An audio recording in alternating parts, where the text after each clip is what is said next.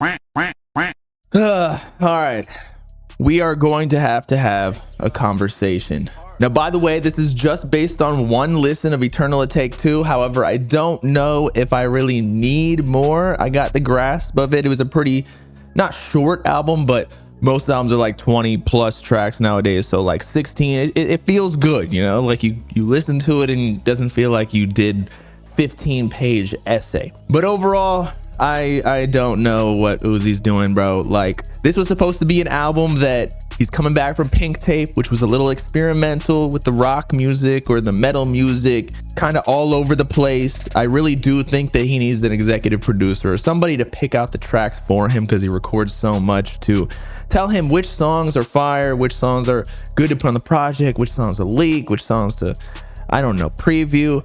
The rollout was great with all the visuals and the UFO in New York City or whatever city it was. But like, this album, I just don't know if it lived up to the Eternal ATAKE 2 name. Eternal ATAKE was great. Now, it had a lot of hate because it had a lot of hype. And of course, when you have such high expectations, you those aren't bound to be met.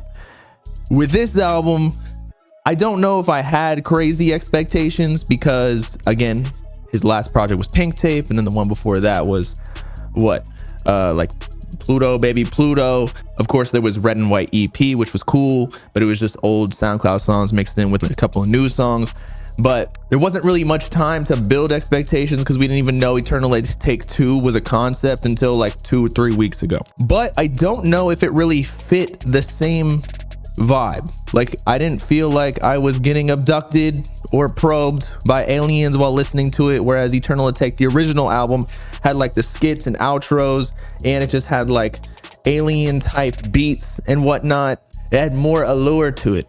Pause. This just felt like a compilation of songs to me. Don't know if it really fit all too well, but let's get into the songs. I thought it started out really good with We Good.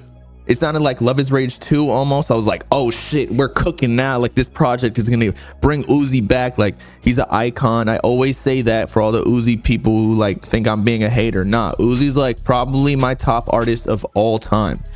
So, of course I have high expectations, but let's be honest, this just is not as good as Love Is Rage 2 or even the original Eternal ATAKE. But yeah, We Good was amazing. I was like, we came in with an intro, started off on a good foot. This album is gonna be amazing. But then the next few songs, I swear to God, bro was on like Whippets or something, because he does like the low voice, like pitch down.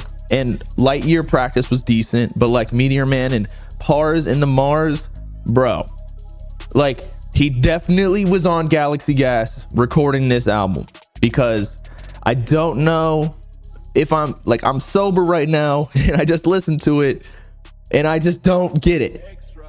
Like, don't get me wrong, your boy's done Whippets before, and maybe it would sound cool on the Whippets, but I don't know how this got cleared for release when everybody was sober. Like, was everybody on drugs when this project was submitted? And then he gets into some decent songs, Non-Option, She Stank, Mr. Chow, whatever. Like, they're cool, kind of mid compared to like Uzi's peak type music. I just don't know if it's up to the same level as his older music. And I know some people will be like, oh, you should listen to his older music then. I'm like, well, I'm trying to see Uzi win here. And then he gets into some rapping, and then he finishes off the album with kind of like pop R&B singy songs. And actually, I liked those songs. Like, I liked Perky Sex. I liked Space High a lot. I liked Goddard somewhat. I liked Conceited. All of the last couple of songs were great, or at least pretty good. It got me in my feels. Your boy's going through a breakup, so I needed something like this to get me through it. And now that I think of it, Space High wasn't even like a slow song. That was a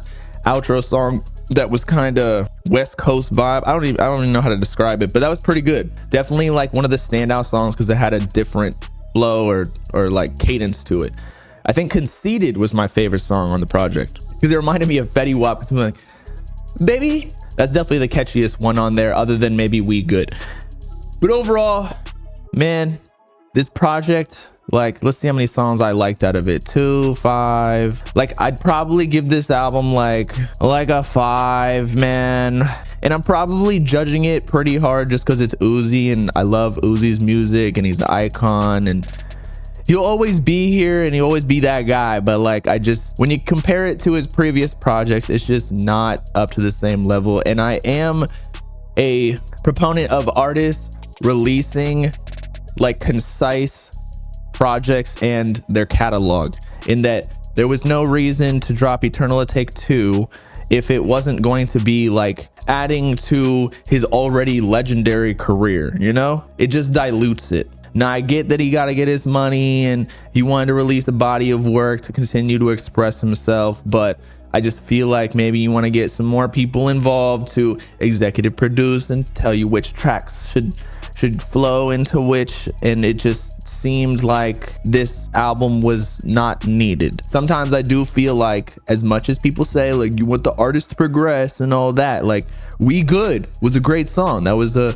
progression of the sound that popularized him, and I get that he wants to experiment and do different sounds, but like sometimes you got to go back into what worked in the past and progress upon that rather than doing something completely different. So yeah, album wasn't all too good. I'm seeing all the perceptions online on Twitter and Instagram of like how people are feeling about it. I don't think too many people are liking it all too much. They're kind of just giving him the pass because he's Uzi, as they should, because again, he's a legend. And then of course there's gonna be the super Uzi stans who are defending it with their last vital breath. Like, there's no need for that, yo. We can be objective and honest here and say that this project just isn't all too good. So it might grow on me. Who knows? That's what a lot of people are saying. A whole lot of red effect. Bro, shut up. That doesn't happen normally. That's why it's deemed as the whole lot of red effect, where like months later actually it caught on. That doesn't happen too often. But with all that being said, it's me and boy Bob Lamb signing off. Y'all let me know in the comments what you think about this album. What would you rate it out of 10? Which songs you like? Of course, make sure to like and subscribe to the Bob Game if you with it. Peace out, glad people. 19.